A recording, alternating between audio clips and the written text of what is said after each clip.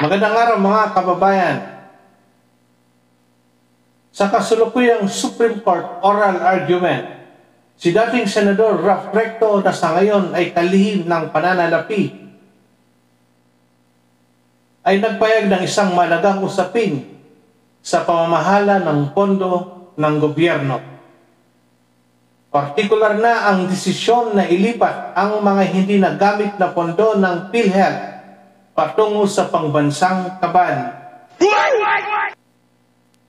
upang suportahan ang iba pang programang pang-ekonomiya gaya ng paggawa ng mga tulay at kalsada. Mga kababayan, ang paglipat ng 89.9 billion na hindi nagamit na pondo ng PhilHealth patungo sa National Treasury ay nagdulot ng matitinding usapin. Ito ay malinaw na paglabag sa Section 11 ng Universal Healthcare Act o ang Republic Act 11223 na nagsasaad ng anumang labis na pondo ng PhilHealth ay dapat gamitin upang palawakin ang benepisyo ng mga miyembro o pababain ng kanilang kontribusyon, hindi upang ilipat sa anumang layunin. Bukod dito, may mga usapin ng paglipat ng pondo ay may tuturing na technical malversation, isang paglabag sa batas kung saan ang pangpublikong pondo ay ginamit sa layuning hindi itinakda ng batas. Sa katunayan, ilang petisyon ang isinampa sa Korte Suprema upang questionin ang legalidad ng paglipat na nagresulta sa pag-issue ng restraining order o ng TRO noong October upang pansamantalang itigil ang paglipat ng nasabing pondo. Ang pagtatanggol na ito ni Ralph Recto sa Supreme Court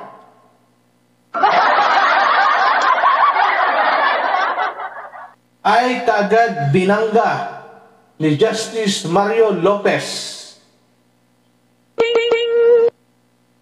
na nagsasabing nagugat ito sa mga petitioner na ito ay labag sa 1987 Constitution, Article 6, Section 29 na nagsasabing, "No money shall be paid out of Treasury except in pursuance of appropriation made by law." At sa ating Revised Penal Code, Article 220, na nagbibigay ng kaparusahan sa illegal use of public funds. Mga kababayan, ang isyong ito ay nagpapakita ng maselang balanse sa pagitan ng pagsunod sa itinakdang layunin ng mga pondo ng PhilHealth at ng pangangailangan ng gobyerno na tugunan ang iba pang programa. Malinaw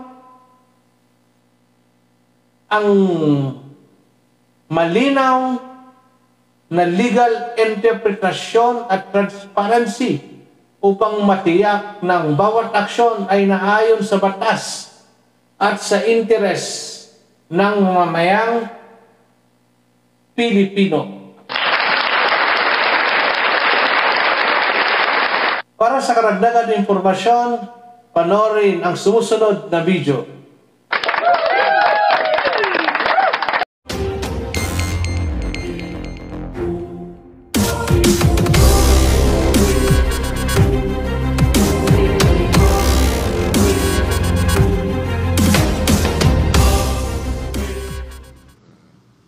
Kung mamarapatin po ninyo para makompleto yung kwento dito, well, unang-una, katulad nung nabanggit ko kanina, inutusan tayo ng Kongreso na kung may fund balance sa PhilHealth, pwedeng gamitin para sa program. Ngayon, nag-usap kami ng mga economic managers at pinagkasunduan namin, gagamitin natin yan from health to health. Yes. Okay. Kung kaya't, ang unang pinaggastusan yan, katulad nung nabanggit ko kanina, yung 27 billion na utang ng ating pamahalaan sa mga frontliner. Mahigit 100 bilyon na ang binayaran natin sa panahon ng BBM administration. Pangalawa, Health Facilities Enhancement Program ng DOH. Dahil ang Universal Healthcare Law ay hindi lang tungkol sa PhilHealth, kung hindi yung kabuuang health ng taong bayan na pinangungunahan ng DOH. So as much as possible, ginastos natin ang pera from health to health. Isang halimbawa pa, Opo, naintindihan ko po yun. Naintindihan ko from health to health. Opo, ang sinasagip ko po ay from health to a purpose not related to health. Lahat po, health Lahat to health. pwede. Lahat po health to health. Halimbawa, Wag na tayong, kasi kulang po tayo sa oras. Basta health to health, meaning health ang purpose. If ever that money fund balance will be used, yes, it may be for a purpose not related to health. Yun lang ang gusto kong tanungin. Ang ginawa po natin, Gaya ng health sinabi to ko health. kanina, ginawang infrastructure. Katulad po niyan, kung pwede ko ipaliwanag na mabuti yan. Halimbawa po, sa lalawigan ng Batangas, meron po ang 28 munisipyo, 5 syudad, 34 local government units. Meron po kami 12 district hospital doon. Sa Makatuwid, Health-related po yun. health-related doon. Yes, sir. So, there are 12 district hospitals. Sa Makatuwid, hindi lahat ng bayan may hospital. Kailangan mong tumawid ng 3 bayan para makaabot ka sa isang hospital.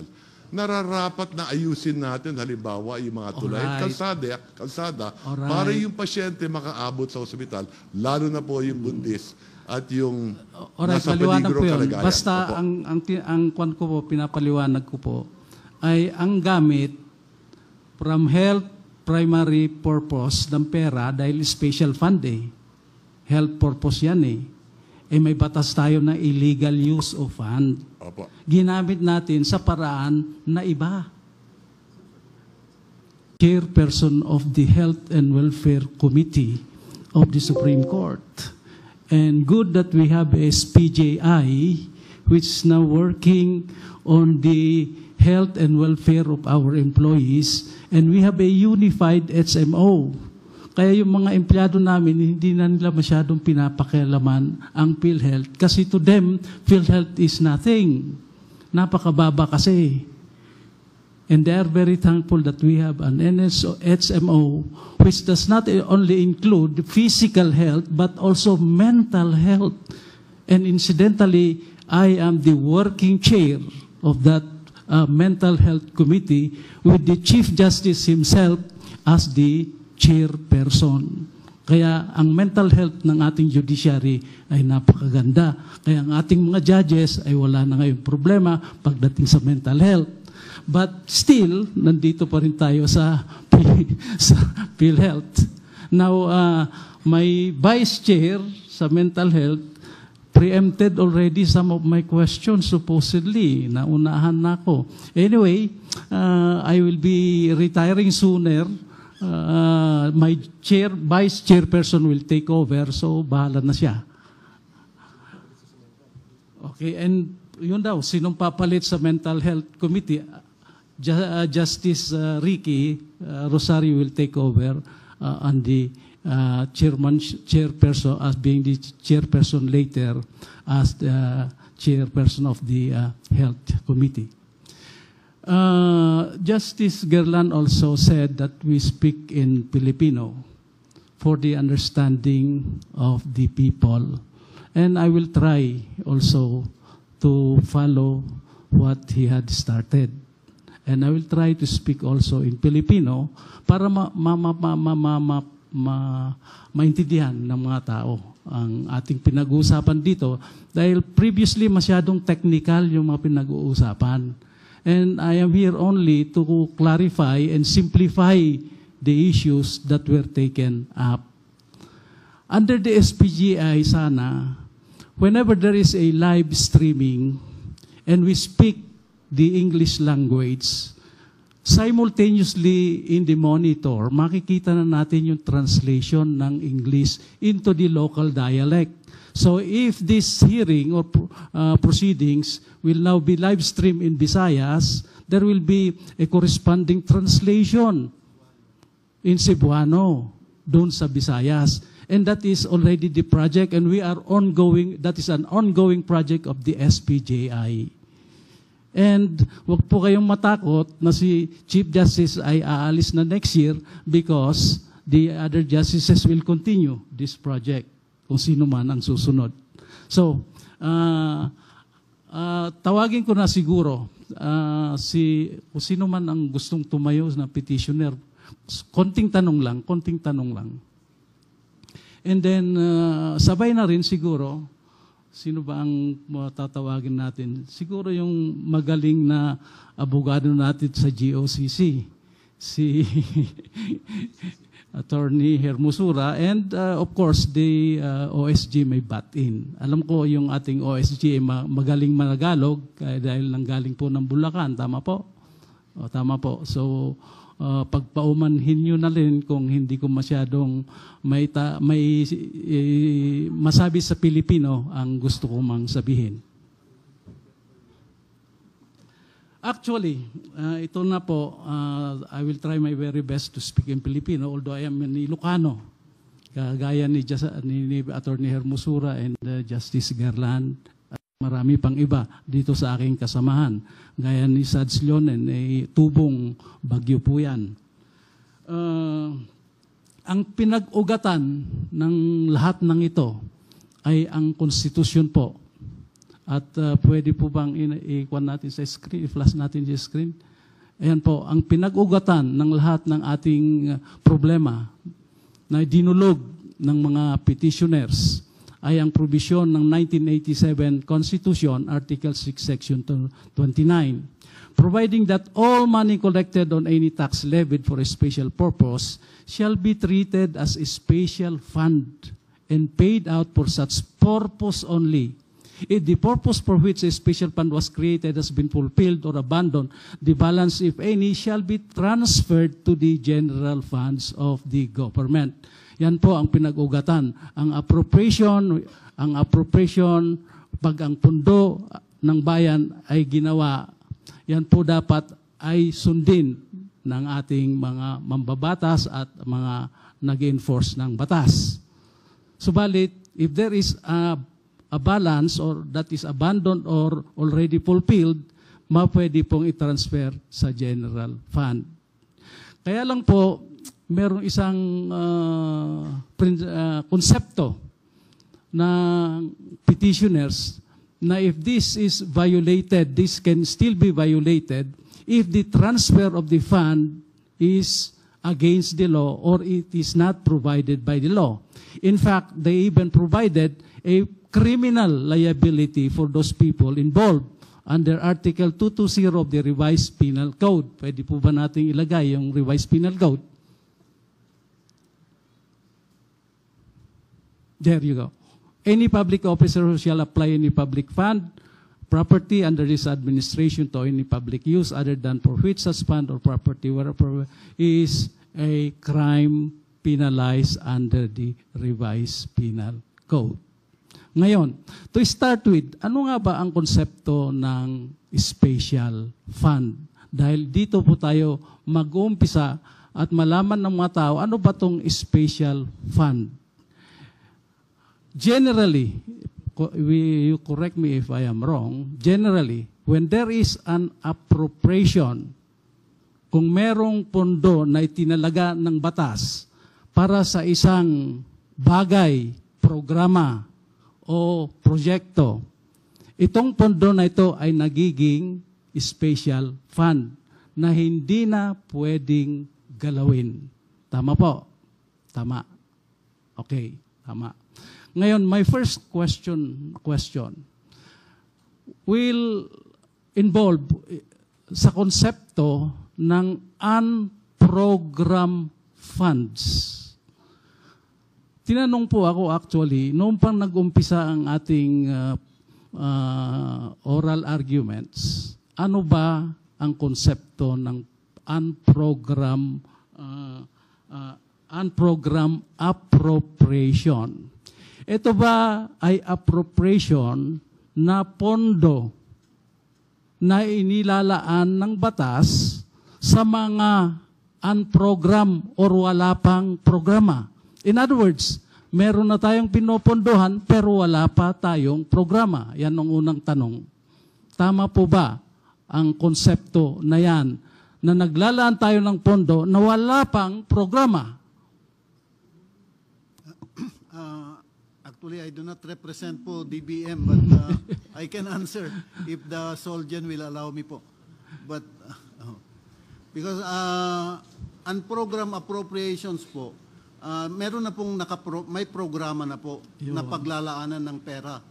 Yung pong term na unprogram refers to the source of the funding. Kasi yung source ng funding para sa programa na yon, hindi galing sa traditional sources of revenues, ganun po. Pero meron na pong programa yung unprogram appropriations. Yung unprogram po, again to repeat, refers to the source of the funds. That So, will, yeah. Okay. Opo. The petitioner may butt in if they do not agree. Okay, so we will know what is the actual issue. Yes. Good morning, Your Honor. With the permission of the court, actually, Your Honor, our petition did not cover the unprogrammed appropriations, but if Attorney Colmenares would also allow me, I'd also like to answer based on existing knowledge that unprogrammed appropriations, like the OGCC mentioned, is that meron na pong programa, pero wala pang pondo. Pwedeng pondohan kapag meron hong mga special provisions like number 1, kapag nag-raise ka ng bagong taxes, and number 2, pagka meron kang bagong loans or any other sources, additional sources of funds na hindi existing at that time. Ayan, maliwanag na po. Unprogrammed appropriation, merong programa na popondohan ng gobyerno. Ang problema lang ay, yung programa na yan ay kulang ang pondo o wala pang pondo. Yun na ngayon ang problema. So pasukin na natin ngayon at tumbukin na natin ang issue. Saan po manggagaling ang pera na ipopondo sa mga programa na ginawa ng gobyerno? I think doon po sa provisions ng 2024 GAA, one of Yes. the sources enumerated po, yung fund balances from the government-owned and controlled corporations, including PhilHealth. Yun Yes. po. Okay, ito ang issue na natin ngayon. Ang ginawa ng ating gobyerno ay kumuha ng pondo galing sa pera ng PhilHealth. Tama. Yes po, yes po. Kaya maraming tao ang nakikinig sa atin ngayon dahil itong pera ng PhilHealth ay pera ng bayan. Tama?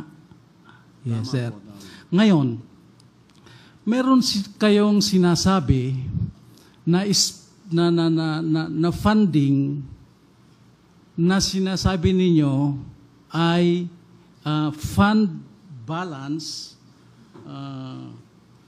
at reserve fund. Yan ang ating issue talaga. Ano ba ang konsepto ng fund balance as distinguished from reserve fund? Yeah. I think both funds po, yung fund balance and reserve fund, they both come from one source. That source is called accumulated revenues. So kasi po ganito, year in, year out, the PhilHealth generates revenues and then incurs expenses. So most of the year, the revenues are higher than the expenses. So nagkakaroon po siya ng surplus revenue. And then over the years, yun po nagiging accumulated revenues. Doon so, from that accumulated revenues, kaya po yung naman nasabi ko kanina, the PhilHealth Board may set aside a portion called a reserve fund.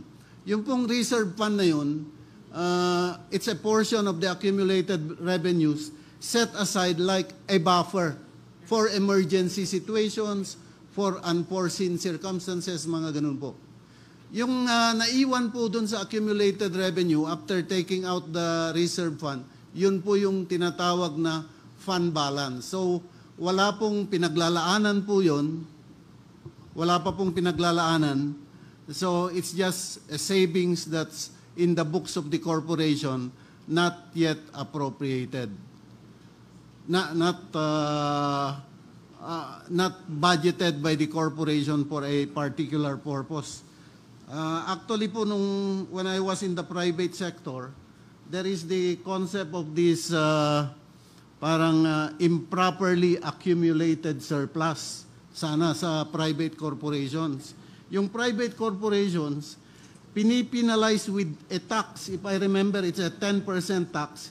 Pag it holds money that it has no use. Kasi kung ang dapat, i-declare mo yan as yung pera na yan as dividends. Kung hindi mo i-declare, you are subjected to a 10% tax on improperly accumulated surplus. I would say na yung fund balance po sa government-owned and controlled corporation, yun ang equivalent niya sa private sector. Okay.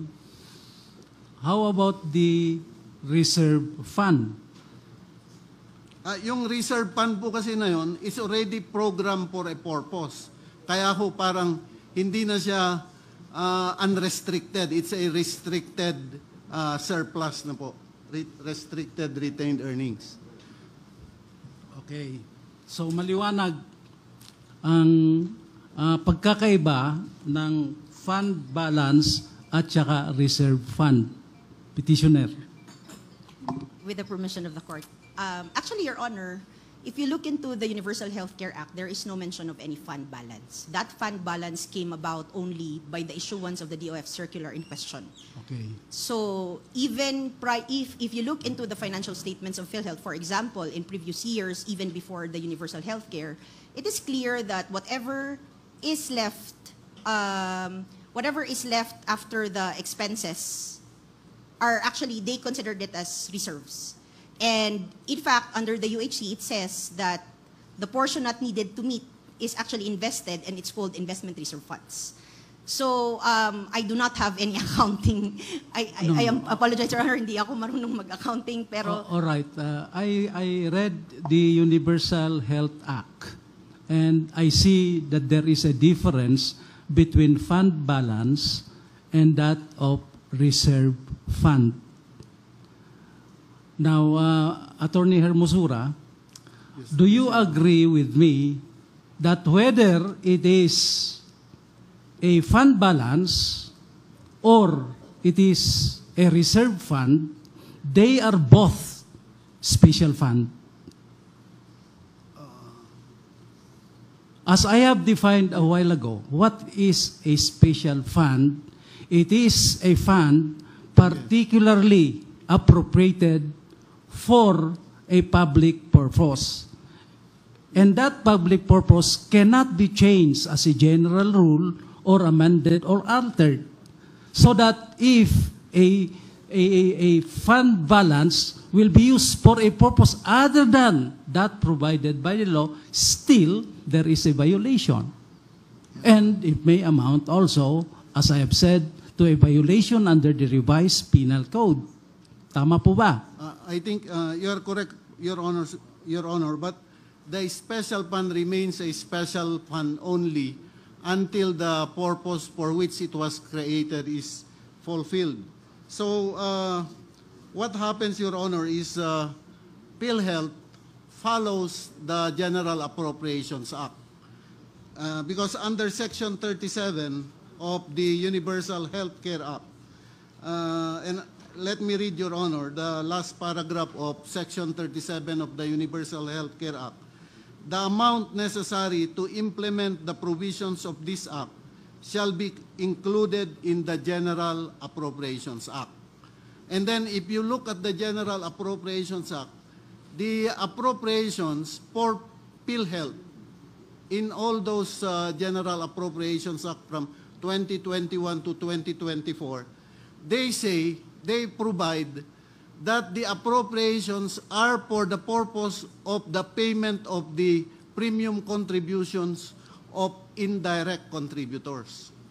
So when PhilHealth receives those appropriated amounts, it receives them as the premium payments of indirect contributors, Your Honors. So then PhilHealth accounts them as part of its premium revenues. So, in other words, Attorney Hermosura, once there is a fund balance, this become also a general fund. It is not restricted anymore. That's Your why Honor. it Yes. becomes a general fund Yes, Your that Honor. can be used for any other purpose. PhilHealth, under its charter, is required always to use its funds according to its purpose. In Your other Honor. words, whether it be a reserve fund or a fund balance, those fund Yeah. shall be spent aligned with the purpose of PhilHealth. But that doesn't take the authority of the national government, Your Honor, to tell the subsidiary like PhilHealth that the money that you are not using, as the Secretary has called it, idle funds. Exactly. This is what I want to clarify. So that if a fund balance coming from the money of the PhilHealth, once it is categorized as such,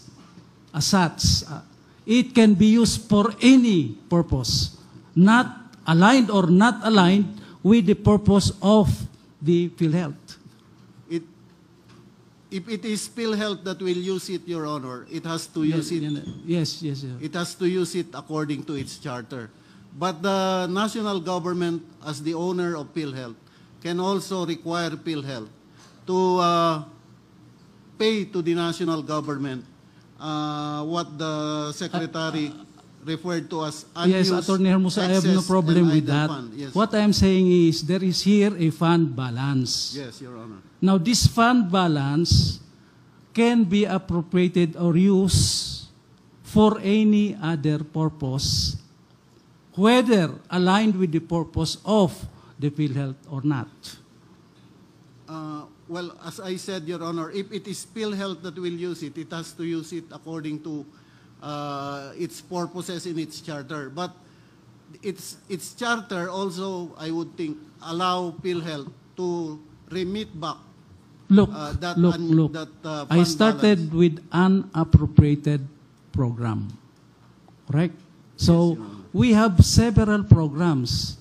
Program coming from the PhilHealth, program coming from the Insurance Corporation, program from the GSIS, etc., etc., etc. Ang dami. Ngayon, kukunin natin ang pera ng PhilHealth dahil ito ay, according to you, is a fund balance. Correct? Yes, Your Honor. And this fund balance can now be used for any other purposes, regardless whether it is aligned with the PhilHealth or not. PhilHealth is one of the many government-owned and controlled corporations, Your Honor. Like other government-owned and controlled corporations, it has to give to the national government unrestricted retained earnings that I will it go has back. no- I will go yes. back. Kung minsan, kunin natin yung pondo, gagamitin natin sa pagpatayo ng building irrelevant to the purpose of PhilHealth. Parang ganun ba? Pwede yun. Can I ask Yes, the yes, Secretary, yes. Your Honor, to give that? Kung mamarapatin po ninyo para makompleto yung kwento dito, well, unang-una, katulad ng nabanggit ko kanina, inutusan tayo ng Kongreso na kung may fund balance sa PhilHealth, pwedeng gamitin para sa program.